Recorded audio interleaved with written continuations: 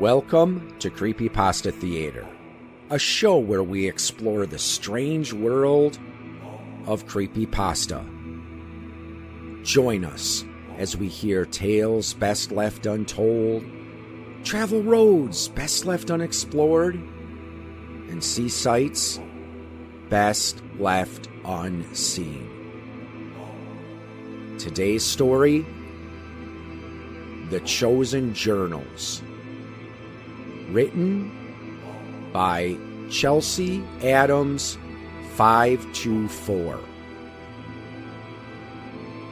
This story can be found on creepypasta.fandom.com and is protected by Creative Commons license.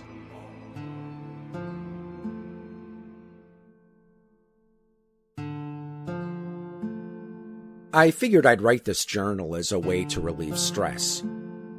My job can get a bit hectic at times, to say the least. And before you ask, I'm fine. You don't get as far as I do by being careless. Anywho, allow me to explain a few things. What if I told you that you are not alone? That as you read this, you are surrounded. Not by hidden cameras or stealth ninja assassins or anything crazy like that. Rather, that you and others are constantly in the presence of beings whose origins predate humanity by several millennia. These beings are called ancients. That's not their actual name, though.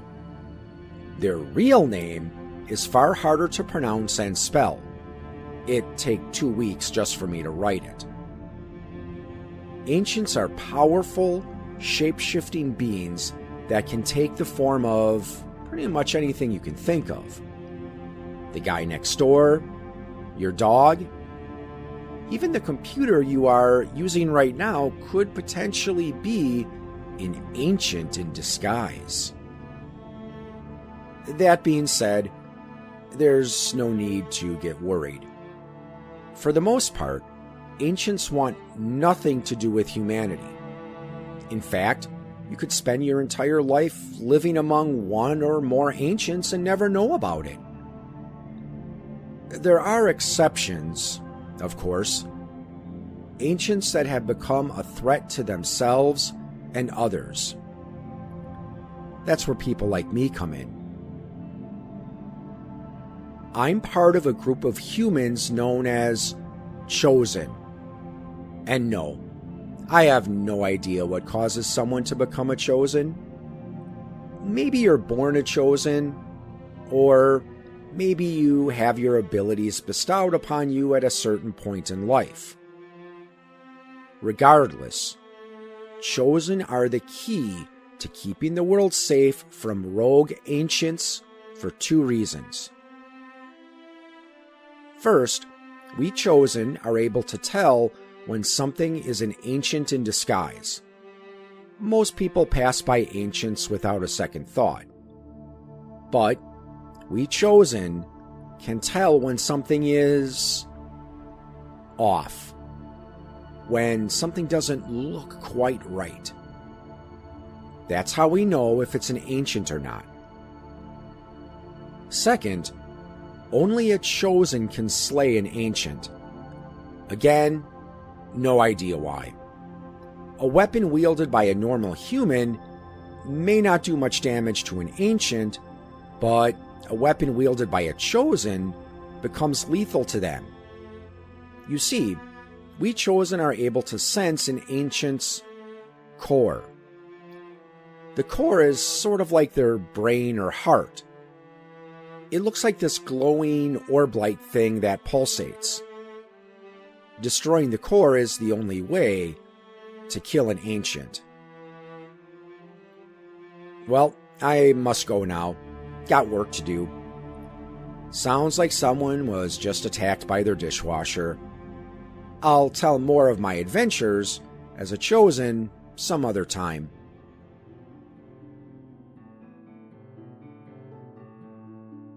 March 9th. Encountered a particularly nasty one at a retirement home. You'd think something taking the form of a pair of dentures would be funny. Well, it's a lot less funny when it jumps down the throat of its victim and rips them apart from the inside out. Not sure how the staff will explain that to said victim's loved ones. That ancient was fast, too. I borrowed an old guy's cane to use as a weapon against it. Every time I thought I had a killing shot, the two front teeth where the core was located, it would quickly zip out of the way. I also got bitten several times. Lucky for me, that ancient's teeth weren't very sharp, but its jaws were quite strong. Had I not smashed its core in, I'm sure it would have dove down my throat and chewed up my innards as well.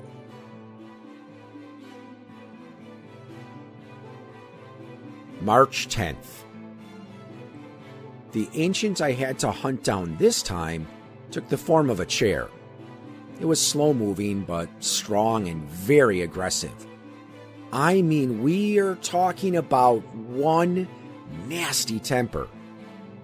Each arm was actually a head, with one trying to coil around me and the other trying to bite. As you've probably guessed already, the legs of the chair were, well, legs. As for the seat, the less said about that, the better. Let's just say I feel sorry for anyone who tried to sit on that monstrosity. Its core was in the back, and it was determined to keep it there. For something that moves so slow, it was able to turn surprisingly fast. Each time I tried to get behind it, it would simply turn around and face me. Eventually, I opted to just burn the thing alive. I watched as it thrashed about while its core was cooking alive along with the rest of it. March 11th. Like I've stated in a previous entry, not all ancients are evil. Most of them live peacefully amongst humanity. A few will even aid us chosen against rogue members of their race. One in particular goes by the name Tok. His preferred form is that of a small plush dragon, though he will sometimes take the form of a businessman in his late 20s to early 30s. That being said, however, I don't recommend people work with Tok unless they are well aware of what they are getting into. Tok appears to be more than the run-of-the-mill ancients I've encountered in the past. He's willing to aid humanity, but his motives and reasoning for doing so remain unknown. And to be honest, he's more interested in whatever benefits him the best. Of course, that doesn't make him evil, per se. Just someone who can be dangerous if you're not on his side.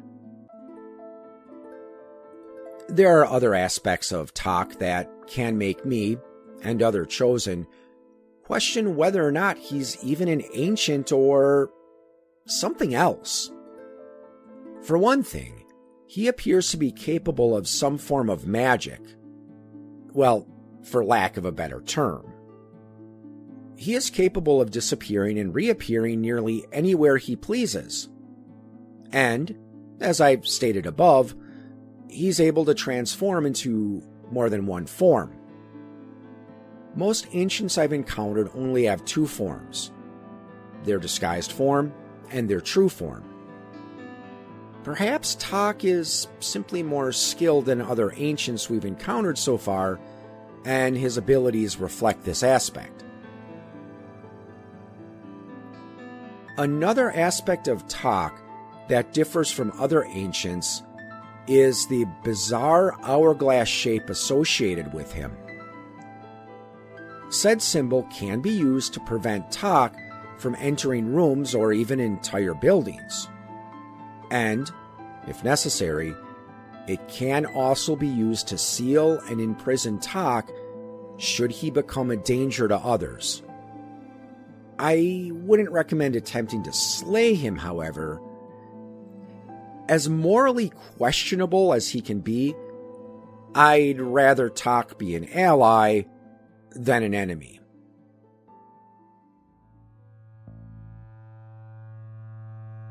March 12th.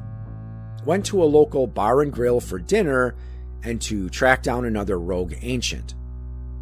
Tak was with me for whatever reason. I had learned not to question why he chooses certain hunts over others. We had dinner. It was average, except for the waffle fries, which were surprisingly good given the standard bar food available. Our informant was an ancient that took the form of a television set. The news ticker scrolled across the bottom of the screen. Most people didn't give it a second notice as they were too busy chatting about their day or eating their meals.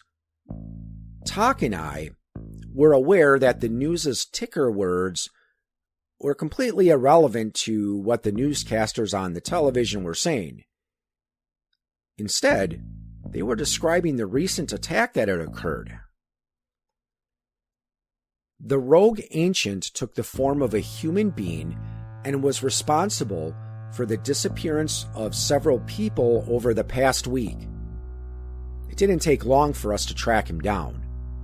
His movements, mannerisms, and appearance were off. Even for a normal human to find something wrong with him. Even if they didn't realize just how wrong. Tak and I confronted him in a parking lot outside the bar and grill. It didn't take too long for the rogue ancient to shift into his true form. And to say that he was ugly would be an understatement. His ribcage and vertebrae had crawled out of his mouth, with the ribs extruding and forming long arachnid-like legs and the vertebrae forming the tail. The rest of the ancient's humanoid body swung back and forth at the end of the tail while he scurried about, slashing at us with his front rib legs. After several long minutes of dodging rib leg strikes and using whatever we could find as makeshift weapons, I was finally able to locate his core. It was located in the ancient's left arm of the humanoid body. Tak was gracious enough to distract the ancient while I climbed up the vertebrae tail towards the arm. Unfortunately, the ancient quickly noticed and began thrashing about, trying to throw me off. During this, Tak had been impaled by the rib legs and had to retreat to regenerate. It took all my effort to hold on for dear life. Using what little strength I had left, I managed to stab the core with a broken bottle before falling to the ground. The ancient thrashed about for a few moments longer before curling up and dying. I should really thank Tak for helping me that day and remind him that it's his turn to pay the next time we go out to eat.